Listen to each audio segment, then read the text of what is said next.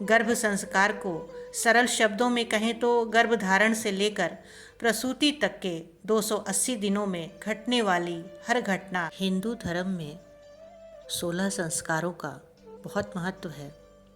आइए जानते हैं आज हम गर्भ संस्कार के बारे में। वैसे तो संस्कार का सामान्य अर्थ है किसी को संस्कृत करना या शुद्ध करके उपयुक्त बनाना। किसी साधारण या विकृत वस्तु को विशेष क्रियाओं द्वारा उत्तम बना देना ही उसका संस्कार है। इसी तरह किसी साधारण मनुष्य को विशेष प्रकार की धार्मिक क्रिया प्रक्रियाओं द्वारा श्रेष्ठ बनाना ही सुसंस्कृत करना कहा जाता है।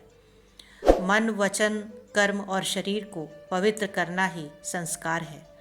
गर्भस्थ शिशु से लेकर मृत्यु पर्यंत जीव के मलों का शोधन, सफाई आदि कार्य विशिष्ट विधिक क्रियाओं व मंत्रों से करने को संस्कार कहा जाता है। हिंदू धर्म में 16 संस्कारों का बहुत महत्व है, जिसमें से सबसे पहला संस्कार, जिसे हम जानते हैं गर्भ संस्कार या गर्भाधान संस्कार के नाम से। गर्भ संस्कार को सरल शब्दों में कहें तो गर्भधारण से लेकर प्रसूति तक के 280 दिनों में घटने वाली हर घटना गर्भवती के विचार, उसका आहार होते हैं।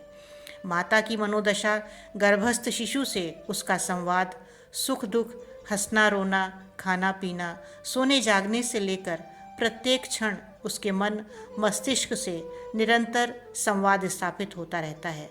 स्वस्थ शिशु के लिए जितना अच्छा खान पान जरूरी होता है, उतना ही आवश्यक होता है सकारात्मक सोच, अच्छे विचार। खुश रहने के साथ ही रामायण, गीता जैसे धार्मिक ग्रंथों के स्वस्थ एवं दिव्य संतान के लिए आवश्यक है। सबसे प्रसिद्ध कहानियों में से एक कहानी महाभारत के अभिमन्यु की है। जब अर्जुन की पत्नी अपने पुत्र अभिमन्यु के साथ गर्भवती थी तो उसने उसे चक्रव्यूह में घुसने के बारे में बताया, जो एक खास युद्ध था। जब कुरुक्षेत्र युद्ध में अभिमन्यु एक युवक और योद्धा बने तो उन्हें अपने पिता की कहानी याद आई। वह उसी रणनीति को नियोजित करने में सक्षम था जो उसने अपने पिता को अपनी माँ के गर्भ में रहते हुए सुना था। गर्भ संस्कार के लिए अभिमन्यु की कहानी सबसे ज़्यादा प्रसिद्ध है। भक्त प्रहलाद की कहानी पुराणों से है। प्रहलाद का जन्म राक्षसों के परिवार में हुआ था, जो स्वर्ग में देवताओं पर कहर बरपा रहे थे। उनकी माँ ने भगवान विष्णु के बारे में भक्तिपूर्ण प्रार्थनाएं और कहानियाँ सुनाई थीं। जब वे उनके गर्भ में थे, परिणाम स्वरूप वह भगवान विष्णु के भक्त बन गए। वह अच्छाई के साथ खड़े थे और उन्होंने सभी बुराई को त्याग दिया। इससे उनके दानव पिता के दुष्ट साम्राज्य का पतन हुआ।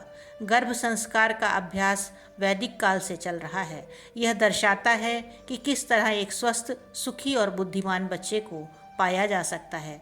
इसलिए गर्भावस्था के दौरान आपको जो रुचिकर लगे अथवा पसंद है, जैसे कोई अच्छी किताब पढ़ने, एक अच्छी फिल्म या कॉमेडी शो देखने या मधुर संगीत के अलावा अपने आप को प्रकृति की सुंदरता में शामिल करने से बच्चे के भावनात्मक स्वास्थ्य पर स्थायी प्रभाव पड़ सकता है।